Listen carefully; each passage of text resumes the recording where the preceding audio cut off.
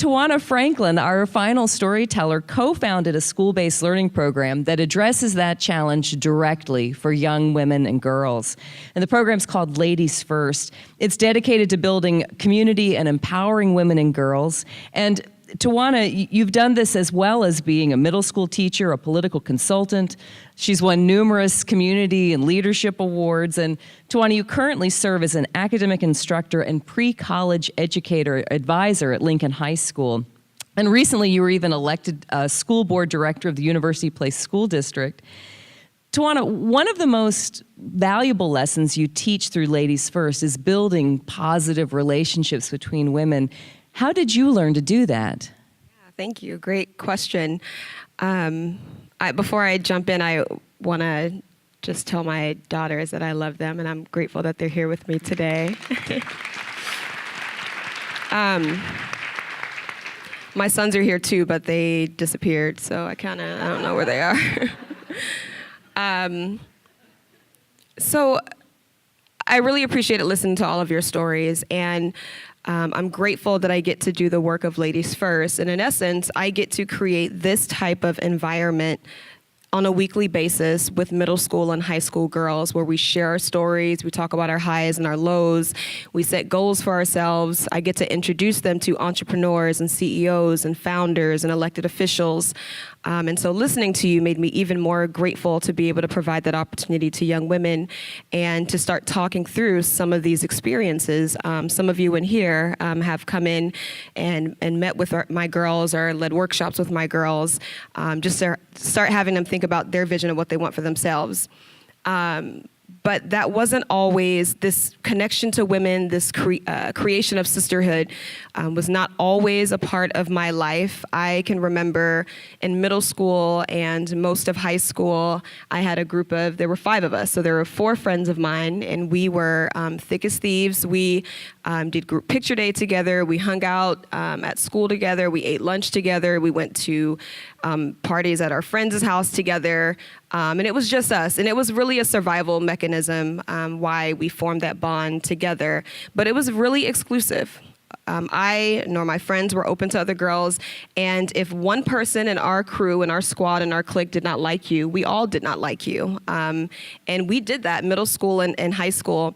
And interestingly enough, the way I learned relationship and friendship, sisterhood was by watching my mom, other women role models in my life. And there wasn't this openness to let people in. So I'm not from South Tacoma, but I grew up in South Phoenix City, Alabama.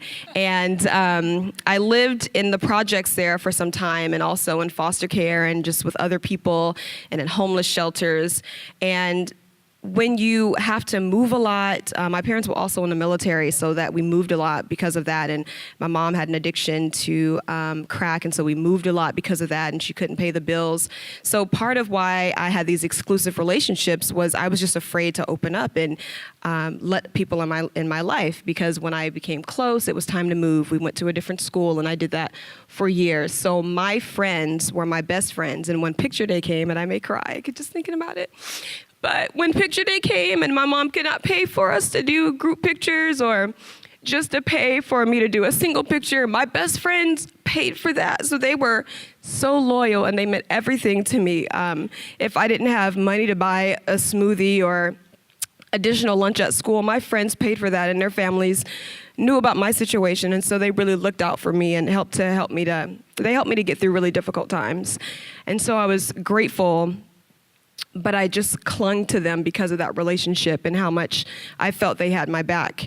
And as I got older and at 17 became a mom, my life began to change a little bit. I wanted to be a different role model for my daughter.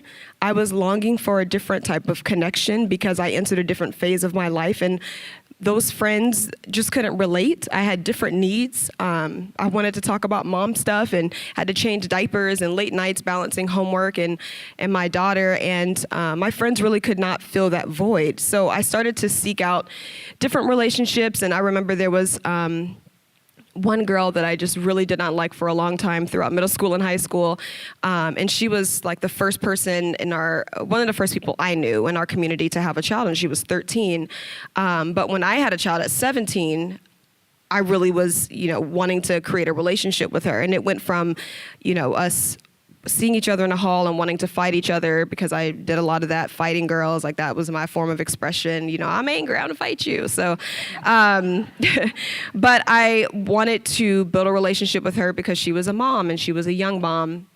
And so we became friends, and that was kind of problematic with my group of friends, because it was like, hey, Tawana, we don't like her. Didn't you get the memo? She's not a friend of ours.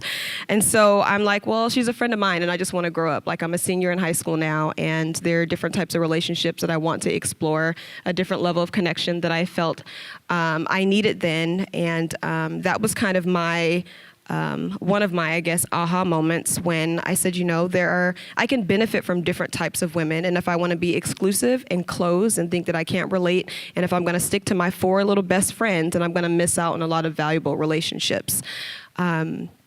So that was senior year, which was great. I graduated, went on to college, and got married to my daughter's father. So I'm 19, married, and he was military, so we got stationed to Fort Lewis. And that was about 15 years, December, it'll be 15 years. So we moved here, and I'm in a new place. And, just as I entered this longing for new relationship and connection, I'm in a city where I know no one. And I had to figure out what that meant, because if I resorted back to my survival of just being closed and not meeting people, I was not going to be successful. So I wanted to get back in school right away. We moved here in December, and I didn't want to wait to enroll in a university in the fall or worry about a bunch of complicated transfer stuff going to 4-year. So I jumped right in and went to TCC, and was just going to, I was going to go there for a quarter and then get ready to go to a university. But when I got to TCC, I made the basketball team. And which was an awesome year, because that year it was the first time Tacoma Community College women's basketball went to state in 20 years. And so we went to state. And we were 5th in state that year. And so the 5 is an important number, because I wasn't really good at basketball. So I got about 5 minutes of playing time that entire season. But it was an amazing experience, and I'm friends with a lot of those girls who remain in Tacoma or close enough. But it was a challenging experience, because my inability to create relationship, because I was just starting, but before I moved here, and in college it was still a struggle, but it continued to be a struggle even at TCC, because, girls, I had a daughter, and so I kept feeling like that just set me apart. Like, oh my gosh, I'm a mom, you guys aren't moms, like, we can't be friends, it's so stupid, y'all are so immature. I just had this thing about me where I just felt like, because of these different things, you've never been in foster care, so I can't relate to you. You've never lived in a project, so I can't relate to you. So I would close people off for the weirdest reasons, and some of you may have had that experience, and a lot of it was just survival. Because I kind of wanted relationship, I wanted connection, but I just kept creating barriers for myself. So I am in college and being completely rude to young women who wanted to just create a relationship with me and thought I was really cool. And I remember even my coaches, they called me into this meeting, and I've always been filled with this very unique confidence that is just maybe in my head and maybe not even a reality. And so I remember telling my best friend then, like, oh yeah, we just voted for captains and the coaches want to meet with me privately. I think I was just voted in as captain because I'm awesome like that. And so I go into this meeting with my coaches, and the meeting is, we just want to let you know that if you don't tighten up your attitude, you're off the team. And I'm like, like, I'm the greatest. What do you mean? Like, this is not a captain meeting. I think I'm in the wrong meeting. So they were like, we just want to let you know your attitude, the girls are just not connecting with you, and you're going to be kicked off the team if you don't clean up your act. And so that was a huge wake-up call. And so they kept me on the team, but it was still a little bit of struggle. I remember my teammates would say, like, we're having a sleepover, do you want to come? And I'm like, I'm married and I have a kid. Does it look like I want to come to a sleepover? Like, I'm not interested. So they would have parties and invite me. Then eventually the invite stopped. Eventually they were like, her attitude is just so nasty. we just want to be her friend. But she just is not connecting. So they stop inviting me. And so then it was, we'd come to practice and they were like, oh yeah, high five. That party was great. We had so much fun together. And I'm like, y'all didn't invite me. Y'all just had fun without me. And that was another wake up call where I'm like, I told myself, so if you're going to be this disconnected kind of mean girl, you don't want to make friends, you're an adult now. Like in high school, it was really intimidating and people still wanted to be your friend, which is really fake because they just were scared of you, intimidated. I was like a bully. So they just pretended to be your friend so you didn't turn all that anger on them. But as you become an adult, people don't tolerate that. And so that's what started to happen in college for me, where folks were saying, we're adults, and if that's the way you want to behave, then we just won't deal with you. And that really started to hurt. So I had to figure out then what this meant, because I wanted relationship, but I really just did not know how. And I'm a mom, and I'm in a new city, and Rashad, over the course of, I'm just early on, I think his first deployment was like within a year. And so I needed to do something.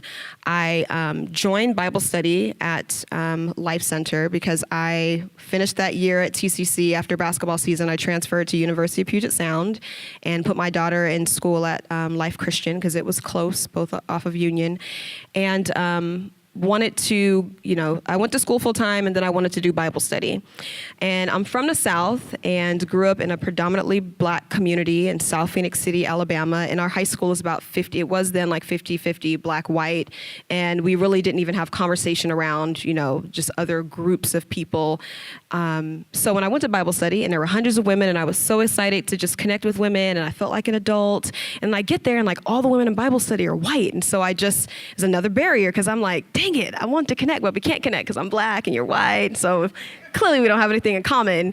And so that was a little bit of that was just being raised that way, just being raised in a very segregated city and very limited experiences.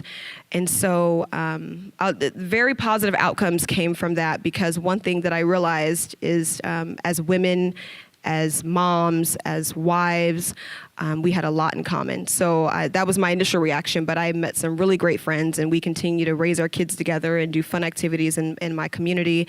I also joined MOPS, and it was kind of a similar experience where I'm like, oh my gosh, this is gonna be so weird and awkward.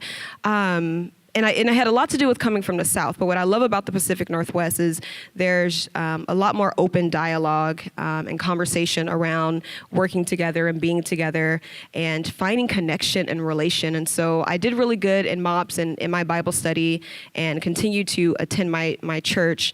And those women became role models for me because I just was trying to figure things out, and I was really young, and a lot of the moms became mentor moms for me. And I learned a lot about women and how powerful we are together and ways that we can serve and grow and help our families and be, great wives. I learned a lot from other women, and so I'm very grateful for those experiences.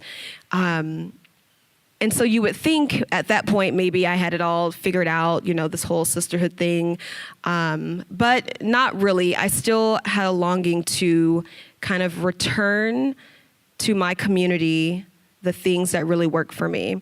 And when I was in middle school and high school, and I explained, my best friends were there for me and there was so much going on. But there were some incredible women who were role models in my life. There were two teachers in particular. They were both math teachers.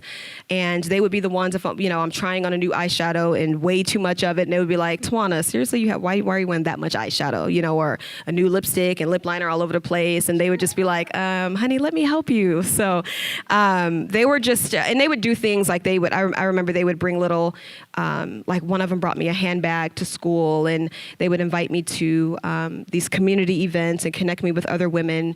They also influenced the sorority that I later joined because they were both members. And I remember wanting to just be those type of women, but I didn't have any role models. So between thinking about those ladies and then all the incredible women that I met in my Bible study, that I met in MOPS, and learning more about womanhood and this sisterhood and what we could do together, I wanted to be those high school math teachers, and I wanted to help girls in school at an earlier age, because I felt like, gosh, I don't want them to be in their 20s and 30s starting college and having the beginning conversation of creating relationship and, you know, the things that we struggle with as women. I don't want them to have to wait for a MOPS when they're already a mom to try to figure out some of these complexities in life. But how can I introduce them to these conversations early? And thought about it a lot, and an opportunity presented itself where there was a school in Tacoma, First Creek Middle School, that was having some difficulties with the young ladies there, just bullying and friendship and gender identity, just a lot of things, and they were looking for some volunteers. And so at that point, I had I think I had taught 1 year of middle school science, and I had just had my 4th kid, and so was staying home with the kids at that point, and met a friend who said, hey, there's this opportunity at First Creek, they want some mentors. And so since I was staying home, she just graduated and was still looking for employment, we had time. We went to First Creek, we volunteered for a few months, meeting with girls on a weekly basis and trying out different conversations. And then we were just thinking, like, we want them to have journals, and we want guest speakers, we want field trips.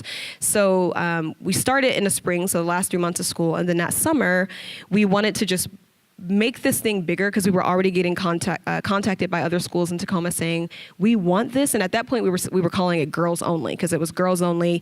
We had a waiting list of about 45 girls at First Creek because we did 15 for 3 lunches. So we already had 45 girls, and we had more girls who wanted to get in, but we kept the group size small for each session. So we were like, how can we expand this, grow this, brand this, and serve more girls in Tacoma and in Pierce County? So we decided to call it Ladies First. We put up our website and Facebook page and got our business license because we also did not want to create another nonprofit. We wanted to feel good about being entrepreneurs, and we were going to give so much to our community, and it was going to make a positive impact, but we felt like it was okay to be compensated for our time and our energy. Even though it was something that was very service-based. And so we did. So we created Ladies First, and I remember we were already at First Creek and had plans to return the next school year, and we were contacted about coming to Stadium, but our first opportunity to go and pitch to a school was Lincoln High School. And so this was 2012, I think. And so we had a pamphlet, a brochure, and prices, and so we sat down with Pat Irwin, and we were like, hey, Pat, we've been doing this at First Creek. We are interested in also including some high school girls. This is what we do, how frequently we can do it, and this is what it costs you. And Pat was like, sign me up, I'll do it. And I was like, wait, what? Say what? You know, so it was just awesome. He was like, yeah, I have some grant funds that support that type of social emotional work. Our girls totally need it. And so that's how we started at Lincoln High School. And then I forget how the opportunity came, but then there came this grant funded opportunity to apply for a grant with the city of Tacoma. And if we did that, we could then fund First Creek, Lincoln, and a site at Stadium High School. And so we applied for that grant, which funded our work for 2 years at those school sites. And then any additional school that was not part of our grant that asked for us to come, we would always do a pilot. So we would do about 4 weeks, and we did that at Franklin Elementary. We did it at Stewart Middle School. And then we would also speak for any organization, do workshops on STEM or self-esteem for girls. So we got just a lot of traction for Ladies First, and it just was a really good feeling because, again, we started these types of conversations really early, and we continue to, and it has really helped me to grow and has taught me a lot about relationship. And so it was, you know, MOPS was great, and my Bible study group was really great, and all the women that I have met along the way have been really great, but it has been Ladies First that has helped me to see the impact of sisterhood early on and telling girls how much better we are together. And we just started programming this school year, and so this will be our 5th school year in Tacoma schools. And I was asking the girls, every year we do a survey, so I'm like, who do you want to see visit? Do you want a certain college or a certain industry? Do you want someone who does cosmetology or makeup or a doctor or lawyer? Like, who would you like to see come in? And that's how I kind of plan programming for the year. And so one girl said, what was that? You know, the people who like work for themselves. And I was like, an entrepreneur. And she's like, yeah, I want an entrepreneur to come back in this year. And so just introducing that type of language and having girls in middle school and high school think about creating an organization, being a CEO, starting a business, learning, you know, what it's like to be a mayor or to run for office. It just really fuels me and keeps me going every single year because I'm seeing the work, and thank you.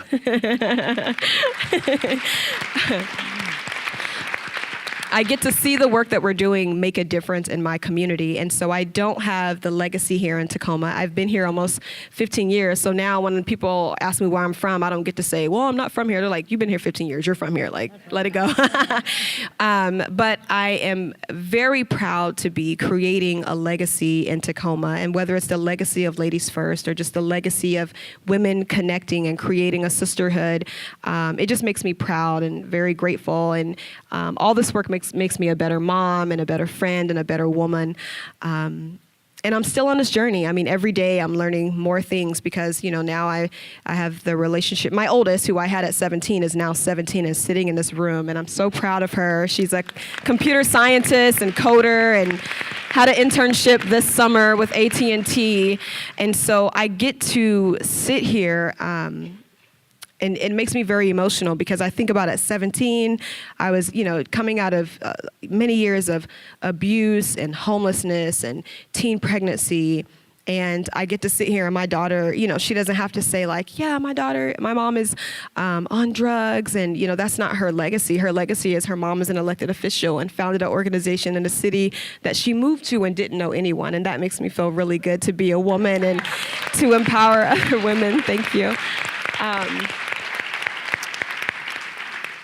So Megan, I'll turn it back over to you, but I'm just grateful for your stories and to just be on the stage with you ladies and to just love on Tacoma and Pierce County and to do the work that I get to do. So just feel empowered, be strong, go after the things that you love, but find amazing women to just walk that path with you, no matter how scary it is.